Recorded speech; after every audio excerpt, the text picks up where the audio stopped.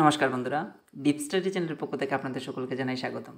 তো আজকে আবার আমি ত্রিপুরা টেট পেপার 2 এর জন্য বংশগতি ও পরিবেশের প্রভাব এই টপিক থেকে এমসিকিউ বেসড কিছু কোয়েশ্চেন্স আপনাদের সামনে উপস্থাপন করতে যাচ্ছি। তো আশা করি ভিডিওটা আপনাদের এক্সাম প্রিপারেশনের জন্য অনেকটা হেল্পফুল হবে। শুরু করছি আজকের ভিডিও। প্রথম যে কোয়েশ্চেনটা রয়েছে সেখানে বলা হয়েছে হেরিডিটারি জিনিয়াস নামক বইটি কার লেখা। খুব ইম্পর্টেন্ট কোয়েশ্চেন, অবশ্যই মনে রাখবেন। হেরিডিটারি জিনিয়াস নামক বইটি যিনি লিখেছেন, প্রথম অপশন আমরা একবার দেখে নিই। এখানে বলা হয়েছে গেলটন, তারপর জিউক, তারপর গডার্ড, আবার ডি নাম্বার অপশন দিয়েছে কেউ নয়। তো অবশ্যই মনে রাখবেন এটার যে সঠিক আনসারটা সেটা হবে কিন্তু গেলটন। গেলটন কিন্তু বলেছিলেন, মানে হেরিডিটারি জিনিয়াস নামক বইটি লিখেছিলেন। তারপর 2 নম্বর যে কোয়েশ্চেনটা রয়েছে সেখানে বলা হয়েছে মানব কোষে ক্রোমোজোমের সংখ্যা কয় জোড়া। এটা খুব ইম্পর্টেন্ট কোয়েশ্চেন, আমরা সবাই জানি, যেটা আমরা ক্লাস 10-এ আমরা পড়েছিলাম। মানব কোষে ক্রোমোজোমের সংখ্যা 20 জোড়া এখানে দিয়েছে। আবার বি নাম্বার অপশনে দিয়েছে 23 জোড়া, আবার সি নাম্বারে দিয়েছে 26 জোড়া। 26 জোড়া তো হবেই না, 20 জোড়াও হবে না, উপরের কোনোটি নয়, এটাও হবে না। আমাদের সঠিক যে অপশনটা হবে সেটা হবে বি হবে 23 জোড়া। ঠিক আছে। তারপর আমরা 3 নম্বর কোয়েশ্চেন, যেখানে বলা হয়েছে বংশগতির জনককে। তো অবশ্যই মনে রাখবেন চার্লস ডারউইন, তারপর মিলার, তারপর সি নাম্বার অপশন জোহানসেন, এবং তারপর দিয়েছে গ্রেগর জোহান মেন্ডেলা। তো বংশগতির জনক যাকে বলা হয় তাকে আমরা জানি, ক্লাস 10-এও আমরা পড়েছিলাম। গ্রেগর জোহান মেন্ডেলা যিনি ছিলেন, তিনি ছিলেন কিন্তু বংশগতির জনক নামে বিশেষভাবে খ্যাত। তারপর 4 নম্বর কোয়েশ্চেন, যেখানে বলা হয়েছে বংশগতির একক হচ্ছে।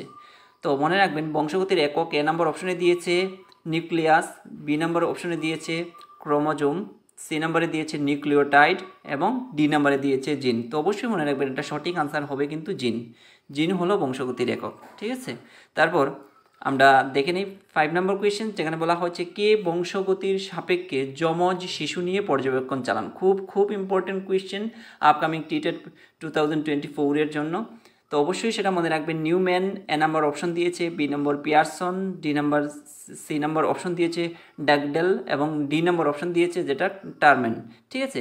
তো অবশ্যই সেটা মনে রাখবেন, যিনি বংশগতির সাপেক্ষে যমজ শিশু নিয়ে পর্যবেক্ষণ করেছিলেন ওনার নাম হলো নিউম্যান হবে এই কোয়েশ্চেনের এগেনস্টে কারেক্ট আনসার।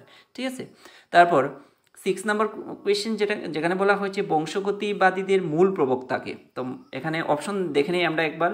এ নাম্বার অপশন দিয়েছে গ্যালটন, বি নাম্বার দিয়েছে পিয়ারসন, সি নাম্বার দিয়েছে ডাগডাল, এবং ডি নাম্বার দিয়েছে নিউম্যান। তো এখানে বংশগতিবাদীদের মূল যিনি প্রবক্তা ছিলেন তিনি হলেন কিন্তু গ্যালটনকে কিন্তু বংশগতিবাদীদের মূল প্রবক্তা হিসেবে বা প্রবক্তার তালিকায় ধরা হয়ে থাকে। তো উনি ছিলেন কিন্তু বংশগতিবাদীদের মূল প্রবক্তা। উনি বংশগতি নিয়ে কিন্তু বিভিন্নভাবে জোরালো আওয়াজ তুলেছিলেন। ঠিক আছে। তারপর আমরা 7 নম্বর কোয়েশ্চেন দিকে মুভ করবো, যেখানে বলা হচ্ছে পরিবেশবাদীদের মূল প্রবক্তাকে, অর্থাৎ কে পরিবেশবাদীদের নিয়ে জোরালো আওয়াজ তুলেছিলেন। তো এখানে কিন্তু দেওয়া রয়েছে এ নাম্বার অপশনে নিউম্যান, বি নাম্বার দিয়েছে ডাগডেল, সি নাম্বার দিয়েছে ওয়াটসন, এবং ডি নাম্বার অপশন দিয়েছে কেউ নয়। তো এখানে যেটা সঠিক আনসার হবে এই কোয়েশ্চেনের এগেনস্টে সেটা হয়ে যাবে ওয়াটসন কিন্তু পরিবেশবাদীদের মূল প্রবক্তা, আর বংশগতিবাদীদের মূল প্রবক্তা ছিলেন গ্যালটন। ঠিক আছে। তো এই দুটো কোয়েশ্চেন কিন্তু অবশ্যই আপনারা মনে রাখবেন। আরেকটা কোয়েশ্চেন এখানে মনে রাখবেন, কে জিন তত্ত্ব বা জেনেটিক শব্দটি প্রথমবার ব্যবহার করেছিলেন, বা প্রথমবারের মতো যিনি ব্যবহার করেছিলেন, প্রথম যিনি জিন তত্ত্ব বা জেনেটিক শব্দটি ব্যবহার করেছিলেন ওনার নাম হচ্ছে, প্রথম এ নাম্বার অপশন দিয়েছে ব্রুনার, এবং বি নাম্বার অপশন দিয়েছে ফ্রয়েড, এবং সি নাম্বার অপশন দিয়েছে উইলিয়াম ব্যাটসন, এবং ডি নাম্বার অপশন দিয়েছে কেউ নয়। তো অবশ্যই মনে রাখবেন জিন তত্ত্ব বা জেনেটিক্স শব্দটি প্রথম যিনি ব্যবহার করেছিলেন ওনার নাম হলো উইলিয়াম ব্যাটসন। উনি প্রথম জেনেটিক্স শব্দটি প্রথম ব্যবহার করেছিলেন। তারপর 9 নম্বর কোয়েশ্চেন, খুব ইম্পর্টেন্ট কোয়েশ্চেন, অবশ্যই সেটা মনে রাখবেন। চাইলে আপনারা হ্যান্ড নোট ক্রিয়েট করে নিতে পারেন। হেরিডিটি শব্দটি এসেছে নিচের কোন ল্যাটিন শব্দ থেকে। তো মনে রাখবেন হেরিডিটি যে শব্দটা এসেছে এটা কিন্তু ল্যাটিন শব্দ থেকে এসেছে, এবং ল্যাটিন কোন শব্দ থেকে এই শব্দটা হেরিডিটি শব্দটি এসেছে অবশ্যই মনে রাখবেন। হেরিডিটাস নাকি হেরিট্যান্স নাকি হেরিডেলি নাকি হেরিডিটি। তো অবশ্যই মনে রাখবেন সেটা এসেছিল হেরিডিটাস শব্দ থেকে।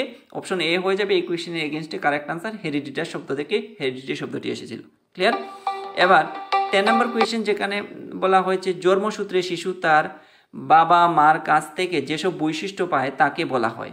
অর্থাৎ জন্মসূত্রে একটা শিশু অর্থাৎ জন্মগ্রহণ করার পর থেকেই তার বাবা মায়ের যেসব চারিত্রিক বৈশিষ্ট্যগুলো তার মধ্যে প্রতিফলিত হতে দেখা যায় সেই যে বংশগতি সেটাকে আমরা কি বলে থাকি। তো এখানে দেখুন অপশন এতে দিয়েছে প্রত্যক্ষ বংশগতি, অপশন বিতে দিয়েছে অপ্রত্যক্ষ বংশগতি, অপশন সিতে দিয়েছে দৈহিক বংশগতি এবং অপশন ডিতে দিয়েছে কোনোটিই নয়। তো এই কোয়েশ্চেনের কারেক্ট যে আনসারটা হবে সেটা কিন্তু অবশ্যই মনে রাখবেন, এই কোয়েশ্চেনের কারেক্ট আনসারটা হবে প্রত্যক্ষ বংশগতি। কারেক্ট আনসার হবে প্রত্যক্ষ বংশগতি। ক্লিয়ার? এবার আমরা 11 নম্বর কোয়েশ্চেনের দিকে মুভ করব, যেখানে বলা হচ্ছে নিচের কোনটি মানসিক বংশগতির উদাহরণ নয়। ঠিক আছে, যেটা আমাদের মেন্টালি কি করবে না, ইম্প্যাক্ট ফেলবে না। তো এই ক্ষেত্রে কোনটা আমাদের উদাহরণ নয় সেটা আমাদের বেছে নিতে হবে। এ নম্বর অপশনে দিয়েছে প্রক্ষোভ, যেটাকে আমরা ইমোশন বলে থাকি। আবার বি নম্বর যেটা বিশেষ কর্মসম্পাদনের ক্ষমতা, এবং সি নাম্বার দিয়েছে চিন্তা শক্তি, এবং ডি নাম্বার দিয়েছে যেটা ব্লাড সুগার। ঠিক আছে, তো এই যে ডি নাম্বার দিয়েছে এখানে ব্লাড সুগার, এটা কিন্তু আমাদের কিসের অন্তর্ভুক্ত নয়, মানসিক বংশগতির উপর কিন্তু এটা ডিপেন্ড করে না, বা মানসিক মেন্টালি ডিসঅর্ডারের কারণে কিন্তু যে আমাদের একজন শিশু বলি বা একজন ব্যক্তির ক্ষেত্রে এই রোগটা দেখা যাবে এরকম কিন্তু নয়। তো এই কোয়েশনের এগেনস্টে সঠিক আনসার হবে ব্লাড সুগার। ব্লাড সুগারটা কিন্তু মানসিক ডিসঅর্ডারের কারণে কিন্তু একজন ব্যক্তির মধ্যে দেখতে পাওয়া যায় না। ঠিক আছে, তারপর আমরা দেখব 12 নম্বর কোয়েশ্চেন, যেখানে বলা হয়েছে নিচের কোনটি দৈহিক বংশগতির উদাহরণ নয়। খুব ইম্পর্টেন্ট কোয়েশ্চেন, এই ধরনের কোয়েশ্চেন কিন্তু এক্সামে কিন্তু আসে, টেট এক্সামে, তো অবশ্যই সেগুলো একবার ভালো করে দেখে নেবেন। এ নাম্বার অপশন দিয়েছে যেটা, সেখানে বলা হয়েছে এ নাম্বার চেহারা, বি নাম্বার দিয়েছে গঠন, এবং সি নাম্বার দিয়েছে চুল, এবং ডি নাম্বার দিয়েছে দক্ষতা। এখানে বলা হয়েছে দৈহিক বংশগতির উপর উদাহরণ নয়, তো অবশ্যই অবভিয়াসলি সেটা হয়ে যাবে দক্ষতা। দক্ষতা যেটা সেটা কিন্তু আমাদের দৈহিক বংশগতির উপর নির্ভরশীল নয়। ঠিক আছে, এবার আমরা 30 নম্বর কোয়েশ্চেনের দিকে মুভ করব, যেখানে বলা হচ্ছে বংশগতি সম্পর্কে শিক্ষকের ভূমিকা কীরূপ হবে। খুব ইম্পর্টেন্ট কোয়েশ্চেন, অবশ্যই সেটা মনে রাখবেন আপনারা। একজন বংশগতি সম্পর্কে শিক্ষকের ভূমিকা বা করণীয় বিষয়টা কি, তিনি কি নিষ্ক্রিয় ভূমিকা পালন করবেন, নাকি সক্রিয় থাকবেন, নাকি সুপ্ত থাকবেন, নাকি কোনোটি নয়। তো এই কোয়েশ্চেনের এগেনস্টে যেটা কারেক্ট যেটা হবে সেটা কিন্তু নিষ্ক্রিয়, অর্থাৎ একটা শিশুর মধ্যে যে চারিত্রিক বংশগতি সূত্রে প্রাপ্ত তার মধ্যে যে চারিত্রিক বৈশিষ্ট্যগুলো লক্ষ্য করা যায় ওটাকে তিনি কিন্তু কি করতে পারবেন না, তিনি ওটাকে ঠিক করতে পারবেন না। পরিবেশের সান্নিধ্যে তিনি ওটাকে কিছুটা কি করতে পারবেন, মার্জিত করতে পারবেন, কিন্তু পুরোপুরি ওটাকে কি করতে পারবেন না, ইরেজ করে দিতে পারবেন না। তো সেক্ষেত্রে তার যে একজন শিক্ষকের, আদর্শ শিক্ষকের ভূমিকা কি থাকবে, সেক্ষেত্রে তার নিষ্ক্রিয়, ওটাকে তিনি ডিনাই করতে পারবেন না। ক্লিয়ার? তো বংশগতি সম্পর্কে শিক্ষকের ভূমিকা কী রূপ হবে, সেটা কিন্তু নিষ্ক্রিয় হয়ে যাবে। খুব ইম্পর্টেন্ট কোয়েশ্চেন, অবশ্যই সেটা আপনারা মনে রাখবেন। তারপর আমরা 14 নম্বর কোয়েশ্চেনের দিকে মুভ করব, যেখানে বলা হচ্ছে শিশুর বিকাশে বংশগতি ও পরিবেশের মধ্যে কোনটি সবচেয়ে গুরুত্বপূর্ণ। এখানে দেওয়া রয়েছে এ নাম্বার অপশনে এ বংশগতি, বি পরিবেশ, সি দিয়েছে উভয়ই, এবং ডি দিয়েছে কোনোটি নয়। তো অবশ্যই মনে রাখবেন শিশুর বিকাশে কিন্তু বংশগতি যেমন প্রভাব বিস্তার করে, ঠিক তদ্রূপই কিন্তু পরিবেশটাও কিন্তু তার উপর প্রভাব বিস্তার করে। তো পরিবেশ এবং বংশগতি উভয়ই কিন্তু তার বিকাশে কিন্তু কি করে প্রভাব ফেলে। তো উভয়ই হবে অপশনটা। ঠিক আছে, সি নাম্বার অপশন আমাদের এই কোয়েশ্চেন এগেনস্টে কারেক্ট হয়ে যাবে। 50 নম্বর কোয়েশ্চেন্সের দিকে আমরা মুভ করব, যেখানে বলা হচ্ছে মানুষের ব্যক্তিত্ব সমান সমান বংশগতি ইন্টু পরিবেশ, অর্থাৎ বংশগতি এবং পরিবেশের গুণফল নিয়েই কিন্তু একজন মানুষের বা একটা শিশুর মধ্যে তার কি হয়, তার যে পার্সোনালিটি তা কিন্তু ডেভেলপড হতে দেখা যায়। এই যে উক্তিটা, এটা কে করেছেন, এ নম্বর অপশনে দিয়েছে নিউম্যান, বি নাম্বার অপশনে দিয়েছে ডগলাস, এবং সি নাম্বার দিয়েছে আলপোর্ট, এবং ডি নাম্বার অপশন দিয়েছে কোনোটি নয়। তো এই যে উক্তিটা যিনি করেছিলেন ওনার নাম হলো আলপোর্ট। ঠিক আছে, এটা মনে রাখবেন আপনারা।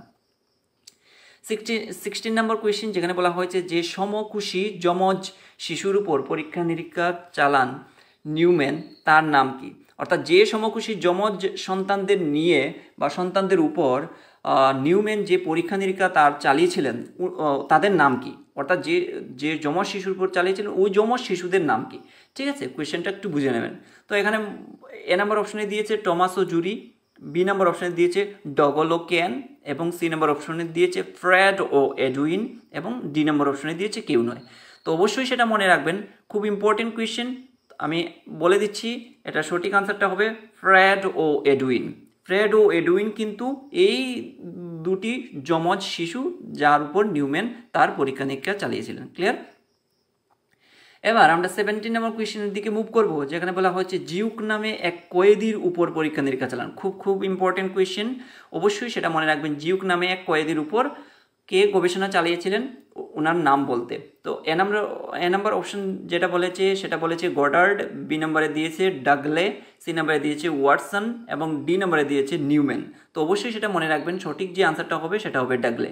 ডাগলে কিন্তু জিউক নামে এক কয়েদির উপর পরীক্ষা নিরীক্ষা চালিয়েছিলেন। ঠিক আছে, তারপর আমরা 80 নম্বর কোয়েশ্চেনের দিকে মুভ করব, যেখানে বলা হয়েছে আমেরিকার একজন সৈনিকের উপর সমীক্ষা চালান। আমেরিকার একজন সৈনিক যিনি ছিলেন ওনার উপর সমীক্ষা চালিয়েছিলেন। এ নাম্বার অপশনে দিয়েছে গডার্ড এবং বি নাম্বার অপশনে দিয়েছে ডাগলে, সি নাম্বার অপশনে দিয়েছে নিউম্যান এবং ডি নাম্বার অপশনে দিয়েছে কেউ নয়। তো এটার যে সঠিক আনসার সেটা হবে কিন্তু গডার্ড। গডার্ড কিন্তু আমেরিকার একজন সৈনিকের উপর সমীক্ষা চালিয়েছিলেন। ক্লিয়ার? এবার আমরা 90 নম্বর কোয়েশ্চেন দিকে মুভ করব, যেখানে বলা হয়েছে কত খ্রিস্টাব্দে গডার্ড কালিকক পরিবারের বংশপঞ্জি নিয়ে সমীক্ষা করেন। গডার্ড কিন্তু কালিকক পরিবারের যে বংশপঞ্জি সেই বংশপঞ্জি নিয়ে সমীক্ষা করেন। বংশপঞ্জি বলতে অর্থাৎ তার যে বংশধারা, অর্থাৎ দাদু থেকে ছেলে, ছেলে থেকে তার যে নাতি, এইভাবে তার যে বংশ পরম্পরায় যে পরীক্ষা নিরীক্ষা করেছেন সেটাকে বলা হয় কিন্তু বংশপঞ্জি। এই যে বংশপঞ্জি নিয়ে গডার্ড সমীক্ষা করেছিলেন কালিকক পরিবারের উপর, সেটা কত সালে করেছিলেন সেটা আমাদের কাছ থেকে জানতে চাইছে। তো এখানে অপশন এ দিয়েছে 1914, তারপর অপশন বিতে দিয়েছে 1915 এবং অপশন সিতে দিয়েছে 1916 এবং অপশন ডিতে দিয়েছে 1917। তো এটার যে কারেক্ট অপশন যেটা হবে সেটা হবে কিন্তু 1914, অর্থাৎ 1914 সালে কিন্তু গডার্ড কালিকক পরিবারের বংশপঞ্জি নিয়ে সমীক্ষা করেছিলেন। ক্লিয়ার? এবার 20 নম্বর কোয়েশ্চেন, খুব ইম্পর্টেন্ট কোয়েশ্চেন এবং অনেকবার কিন্তু এটা টেটে আসার সম্ভাবনা রয়েছে এবং এটা কিন্তু টেটে হয়তো আমি বলতে পারি কোনো না কোনো একটা জায়গায় এটা কিন্তু এসেছে। ঠিক আছে, তো হতে পারে ডাব্লিউবি টেটে কিংবা ত্রিপুরা টেটে, বলতে পারছি না, তবে কিন্তু ডাব্লিউবি টেটে নিশ্চয়ই এটা এসেছিল। তো 20 নম্বর কোয়েশ্চেন, যেখানে বলা হয়েছে শিশু জৈবিক পরিবেশ নিয়ে জন্মায় কিন্তু সামাজিক পরিবেশে বিকশিত হয়, এটি কার উক্তি? তো দেখুন এখানে অপশন এতে বলেছে ডারউইন, অপশন বিতে বলেছে গ্যালটন এবং অপশন সিতে দিয়েছে স্ট্যান্ডিফোর্ড এবং অপশন ডিতে দিয়েছে উডওয়ার্ড। তো এটার যে কারেক্ট যেটা আনসার হবে সেটা হবে স্ট্যান্ডিফোর্ড। স্ট্যান্ডিফোর্ড কিন্তু বলেছিলেন শিশু জৈবিক পরিবেশ নিয়ে জন্মায় কিন্তু সামাজিক পরিবেশে সে বিকশিত হয়। এটা কার উক্তি? অবশ্যই সেটা মনে রাখবেন, স্ট্যান্ডিফোর্ডের উক্তি। খুব ইম্পর্টেন্ট কোয়েশ্চেন এবং টিটেটে এটা আসার অনেকটা পসিবিলিটি রয়েছে, অবশ্যই সেটা মনে রাখবেন আপনারা। তারপর 21 নম্বর কোয়েশ্চেন, যেখানে বলা হচ্ছে বংশগতিকে কয় ভাগে ভাগ করা যায়। খুব ইম্পর্টেন্ট কোয়েশ্চেন। বংশগতিকে আমরা সবাই জানি বংশগতিকে সাধারণত 3টা ভাগে ভাগ করা যায়। ক্লিয়ার? আচ্ছা, এবার আমরা 22 নম্বর কোয়েশ্চেন দিকে মুভ করি, যেখানে বলা হচ্ছে গ্যালটন। তো একটু কারেকশন করে নেবেন, এখন স্পেলিংটা একটু চেঞ্জ হয়ে গেছে, গ্যালটন হয়ে গেছে। ঠিক আছে, একটু চেঞ্জ করে নেবেন আপনারা। গ্যালটন কত খ্রিস্টাব্দে মনীষীদের কুলপঞ্জি নিয়ে গবেষণা করেন? এখানে দেওয়া হয়েছে এ নাম্বার অপশনে 1869, 1969, 2009 এবং 1920। তো এটার কারেক্ট যে অপশনটা হবে সেটা হবে এ নাম্বার অপশন। 1869-এ গ্যালটন তার মনীষীদের কুলপুঞ্জি নিয়ে গবেষণা করেছিলেন। ক্লিয়ার? এবার 23 নম্বর কোয়েশ্চেন আমরা দেখে নেই। এখানে বলা হয়েছে বংশগতির শ্রেণীবিভাগগুলি হলো। তো বংশগতির শ্রেণীবিভাগ আমরা জানি 3টা, কি একটা অপশন এতে দিয়েছে দৈহিক, মানসিক ও জৈবিক এবং অপশন বি দিয়েছে জৈবিক ও প্রকৃতিগত। এটা তো হবেই না, মানসিক ও জৈবিক 3টা দিয়েছে, দ্যাট মিনস এটাকে আমরা টার্গেটে রাখতে পারি। জৈবিক ও প্রকৃতিগত এটাকে এলিমিনেট করেই দেবো, কারণ দুটো তো হবেই না। এবং অপশন সি বলেছে দৈহিক, মানসিক ও প্রকৃতিগত। তো এই দুটো অপশন থেকে আমাদের কারেক্ট অপশনটা বেছে নিতে হবে, কারণ আমরা জানি 3টা।